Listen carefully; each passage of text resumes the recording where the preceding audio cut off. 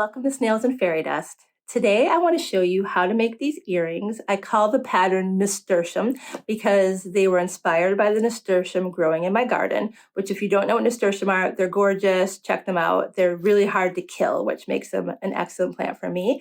And I wanted to show you today my design process, how I went from pretty flower in the garden onto paper, onto an earring. Because a lot of you have been with me for a while and you have purchased my books and you've purchased my patterns, and thank you so very much for that.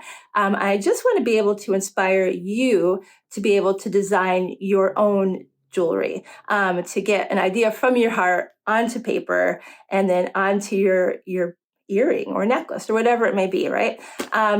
Because I think it's just so fulfilling to have it's like birthing something, right? You have this idea and then you put it out there and it's really great. And I want you guys to do that. I think that's like the next step in your beading journey.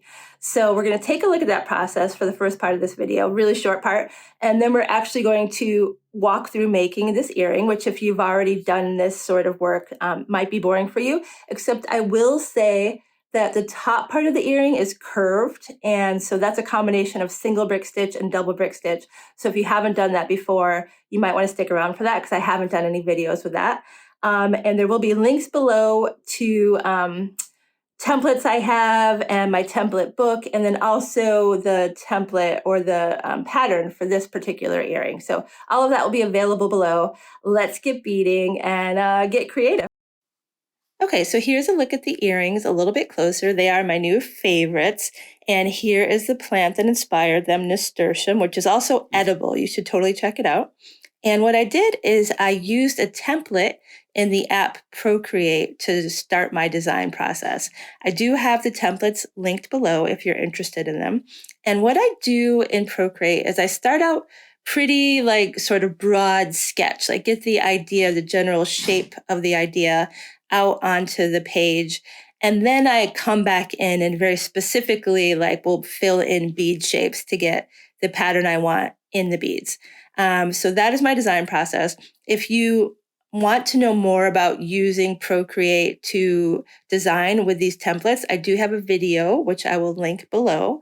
And unfortunately, I don't have any experience with Android apps, so I'm not sure how the templates work and what apps work with Android. I don't really want to speak on something I don't have experience with, but I know there are sort of equivalent apps in Android that are equivalent to Procreate, but I just don't have the personal experience. So here you can see I'm just coming up with the final design and I'm almost ready to go. Okay, so here I have the final design, and what I did is go ahead and print that up, and this is what I'll use to make my sample earring. And I've put numbers on there, drawn numbers on there, so it helps me when I'm counting and stringing on the beads. And then from there, what I do, if I'm going to sell the pattern, is I then go into Adobe Illustrator and I create the patterns that I sell to you guys. Adobe Illustrator is a pretty high learning curve. Unless you have design experience, I wouldn't really recommend it, and it's also kind of expensive. There are bead design programs out there. I don't personally use them because I don't like the way they look. And so, which is why I've come up with my own way of designing it, which probably takes way too long, much longer than it needs to, but I'm really into it looking the way I want it to. If you are low tech, I do also have this template book, which you could purchase on Amazon. That link is also below. And sometimes I do design this way, especially if I'm on vacation. I don't want to bring iPads with me. And so you could see I could do the same thing in there. And there are several different sizes. And it's basically just like coloring. So that is always an option too. Okay, let's get making these earrings. Okay, so first let's take a look at our supplies. I have Miyuki Delica beads. I have these leverback ear wires. I have wire guards, thread guards, they're also called. I have a size 12 beading needle. There we go. And I have Fireline beading thread and a 6-pound weight. This is the crystal color. And I also have my Miyuki KO beading thread, which is what I use for the fringe. So to get started, you're going to cut about 4 feet of your fire line beading thread, and you're going to pick up the first 4 beads in the first row of the top half of your earring. You're going to slide those down towards the end and leave about a 3 to 4 inch tail. And then you're going to bring your needle around and come back up through the first 2 beads. Like that. And then you're going to bring your needle down through the second 2 beads. Like that. This stitch is called ladder stitch, and it's going to be the foundation row for our brick stitch. Okay, so now we're going to pick up our next 2 beads, following along with the pattern, and we're going to come down through those last beads we've just added.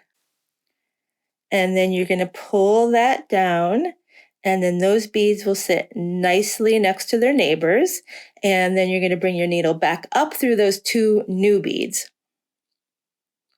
Just like that. And then we're going to keep adding this way. So pick up 2 more beads, and now you're going to loop around and come back up through those last 2 beads. And then they sit next to their neighbor, and then you come down through the new beads,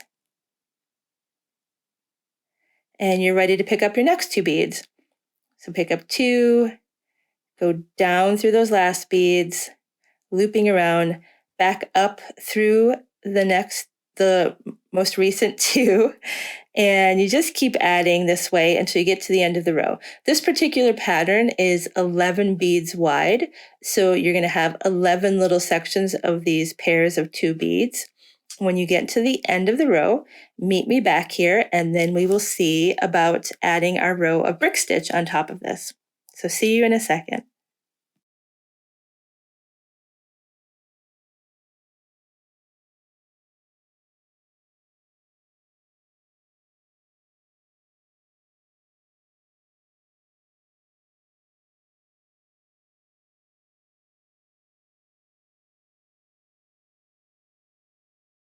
Okay, so here we are. I have finished that first row, and I'm going to pick up the first 4 beads on the second row.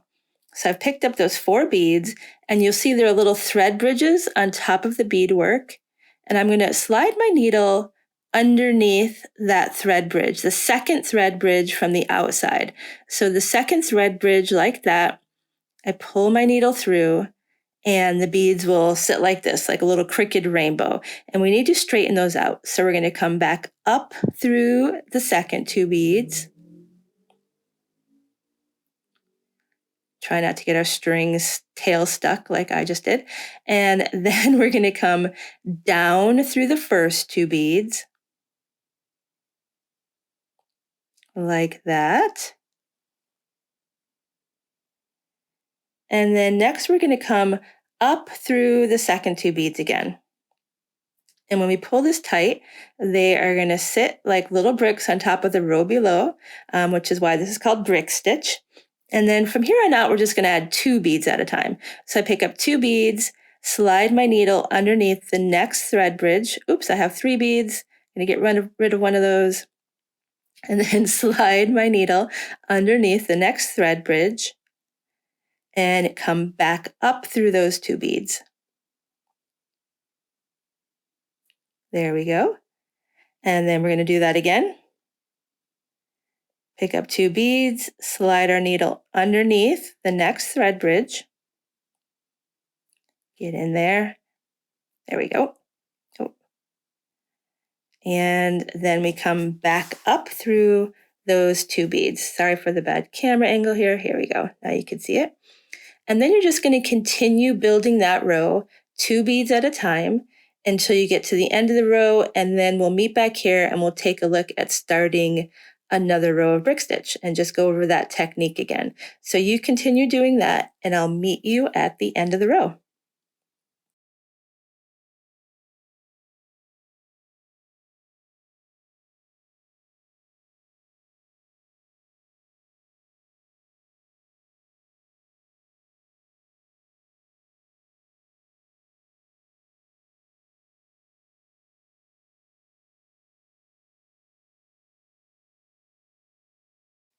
Okay, so here we are at the end of the row.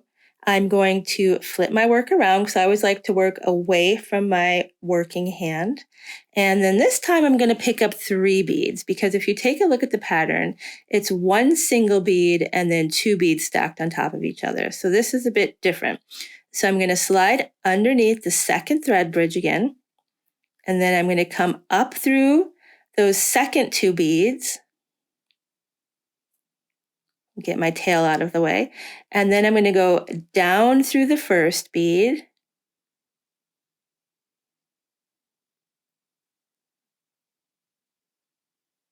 And then back up through the second 2 beads again. And building it in this way is going to enable us to have a curve at the top of our beadwork here. So let's get this through, and you'll see that that you have a little sort of angle now. It's not just going straight up. And the rest of this row is going to be groups of 2 until we get to the end, and then it will be a single again. I just want to show you at the top of the pattern what I mean here. So that's how we're building it up. So we're groups of 2 until the end of the row. And then it will be a single bead. So I'll meet you here at the end of the row, and then we'll take a look at the top row.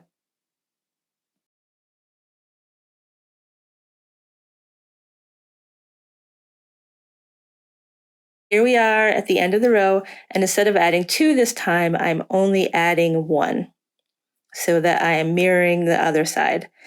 Now, I need to get up to that top row, and it's going to be a row of single brick stitch. And I need to go down and then bring my needle out in the proper place. Yes, like that. So it's this just one more row, and it's just a row of single brick stitch.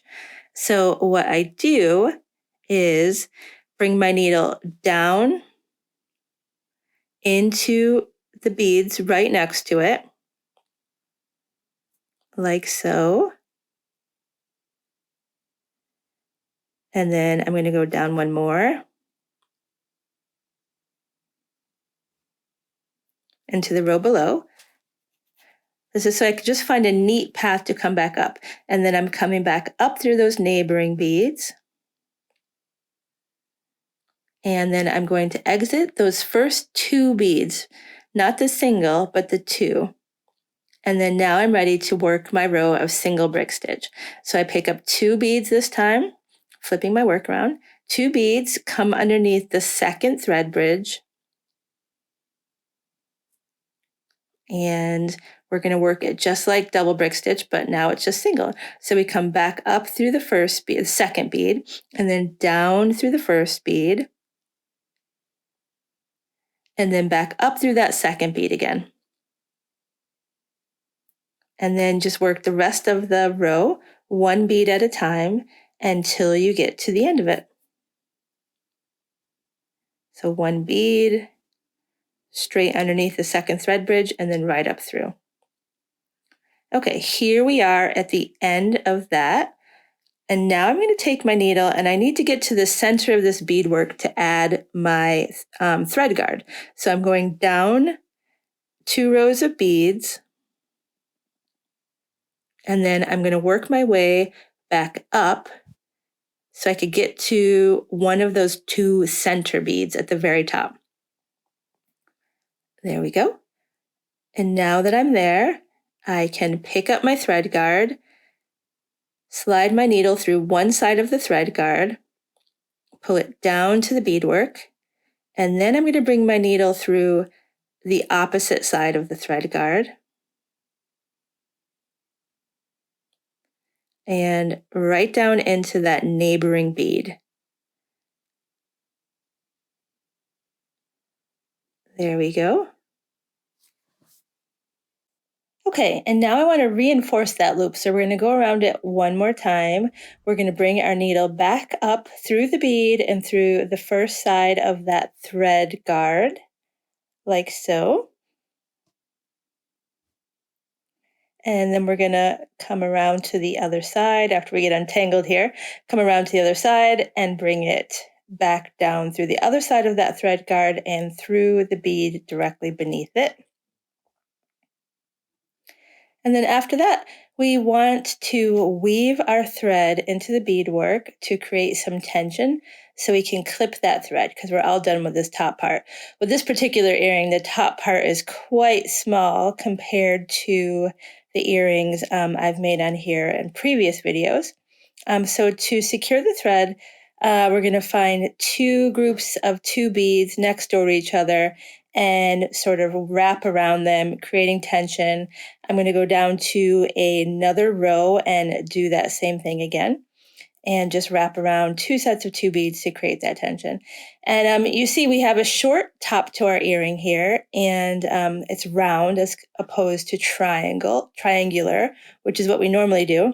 And it's just this technique of mixing the single and double together. You could create all sorts of shapes once you get the hang of it. And now I'm just going to take that original tail and thread that as well.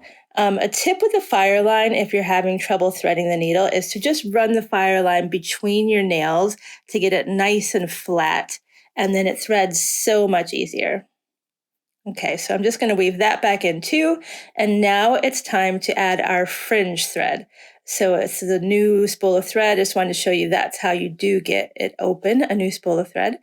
And so I'm going to cut about 4.5 feet of this, and I am going to stretch it before I use it because this thread does have a bit of stretch to it, and you want to get that stretch out of it before it's on your earring because you don't want your earrings to get saggy later. And then I've threaded my needle, and I'm going to anchor that fringe thread that we're using, the KO thread. So I anchor it in the same way I ended the other thread in wrapping around two sets of two beads, create some tension so it can't come undone. And then I'm going to do around another set of two beads to make sure it's nice and secure. And then what I want to do is work my thread down to the outside edge of the beadwork because that's where we're going to start our fringe. Sorry for the bad video work here. Okay, so now I am going to come down that outside edge, and this is where I'm going to start my first row of fringe. Okay, so to get started with the fringe, we pick up beads. If you're looking at my pattern, you use the word pattern, it'll tell you exactly the numbers of each color beads you need to add on. And once you get all of those threaded, you then pick up your end bead. So there's one end bead. Let's see if it's going to show here. Yeah, sorry. Adjust that picture. And so we have this one end bead, and we're going to take our needle and come back up through all of the original fringe beads. So through all of those, take your time. There's no race here. Make sure you don't miss any beads because that is the worst to realize sort of 12 strands in that you skipped a bead somewhere. So take your time, get through all of those beads, get up to the top. And then when you get up to the top, you're going to come through those first two beads that were in your row of ladder stitch at the very beginning. So you come through those two beads, and then you come down through the two beads in the row of ladder stitch next to them, right next door. And then we thread on more beads, and we add an end bead, and we do the same exact thing. Getting through all of those beads, and when you get to the top, you're going to come through the two beads of the ladder stitch and then back down through the neighboring two beads of ladder stitch. And you keep repeating that until you get to the end of your pattern and the end of your fringe. There are 11 rows of fringe in this particular earring. It's a lot smaller than the earrings I normally make, but it's nice because it comes together so quickly, and they're actually kind of nice to wear because they're not too big and it's just a little bit of bling. I don't feel like it's too much for just school runs and whatever, that sort of thing. They're nice everyday earrings. So I'm just adding another row of fringe here. I think you get the picture at this point. And here we are almost done. When you do get to your last row of fringe, you're just going to take your needle back up into the beadwork and do that same technique of weaving and anchoring the thread that we have done before. And now I'm adding an ear wire. These ear wires have a little open loop at the bottom, so I am bending that open away from me, not outwards. And then I just slip that over my thread guard, close it back up, and we're ready to go. So I hope you enjoyed this video. I hope you learned something about designing at the beginning of the video, and I can't wait to hear about you guys making your own beadwork. And I would love to see it too. So thanks for sticking around. I hope you subscribe if you're new, and we'll see you soon. All right, bye.